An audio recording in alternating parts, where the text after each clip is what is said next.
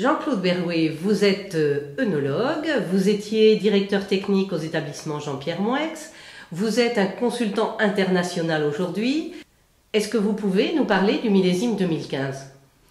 Oui, avec plaisir. Vous savez, c'est toujours, j'allais dire, difficile de résumer succinctement un millésime parce que finalement, un millésime s'exprime à travers des circonstances climatiques qui se sont manifestées environ les 3 mois qui précèdent les vendanges. Alors, il faut signaler que c'est jusqu'à fin juillet, c'était le millésime le plus sec de notre histoire climatique. Et que la pluie est arrivée au mois d'août et en septembre et a permis aux réserves d'eau de se reconstituer et au cycle végétatif de se terminer dans de bonnes conditions.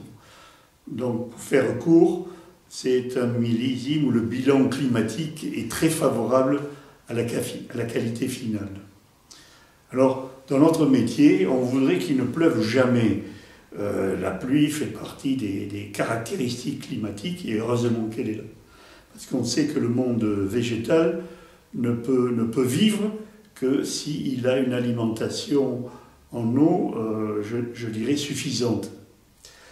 Et miracle, en 2015, l'eau est enfin arrivée. Alors, vous savez, parfois il y a des petites querelles intestines. J'insiste là-dessus, excusez-moi, sur le facteur eau, il est fondamental.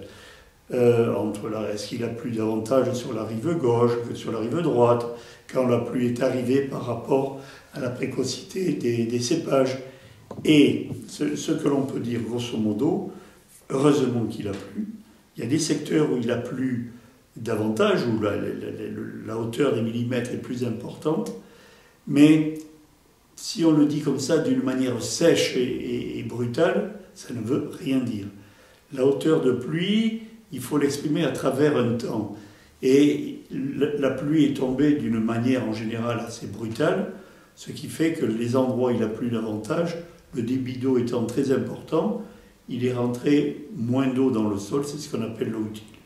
Donc il y a eu une bonne régularité de l'alimentation en eau et que globalement, la pluie a été favorable dans la fin du cycle végétatif de la vigne. Ça a permis à la vigne de mûrir son raisin dans de bonnes conditions.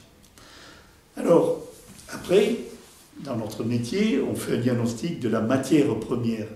Quelle est la nature de raisin? Quelle était la constitution du raisin au moment des vendanges?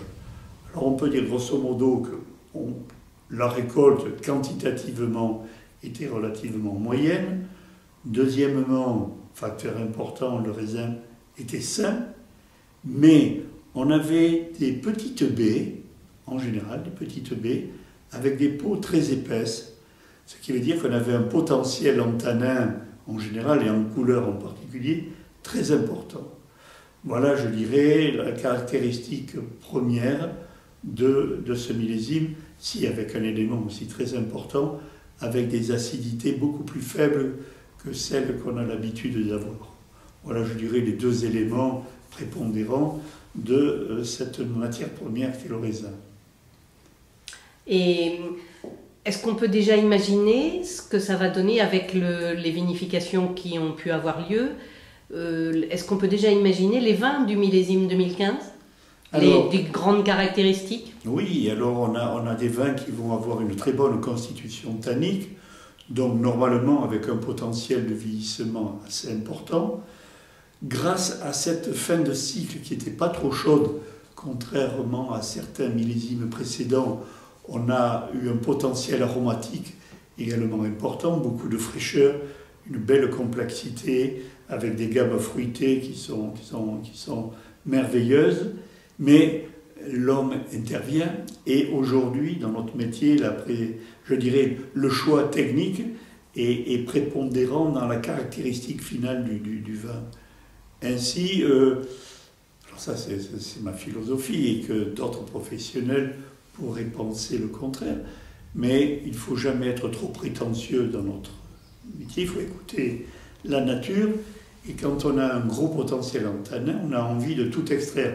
Et je crois qu'il fallait surtout ne pas le faire cette année pour garder un équilibre, une harmonie ce qui fait le merveilleux des vins, cette dualité dans son bel équilibre, qui fait qu'on fait des vins assez classiques à Bordeaux et non trop surextraits, et qui pourraient faire des vins qui, contrairement à ce qu'on pense, peut-être ne viraient pas aussi bien qu'on pourrait le croire. Merci beaucoup.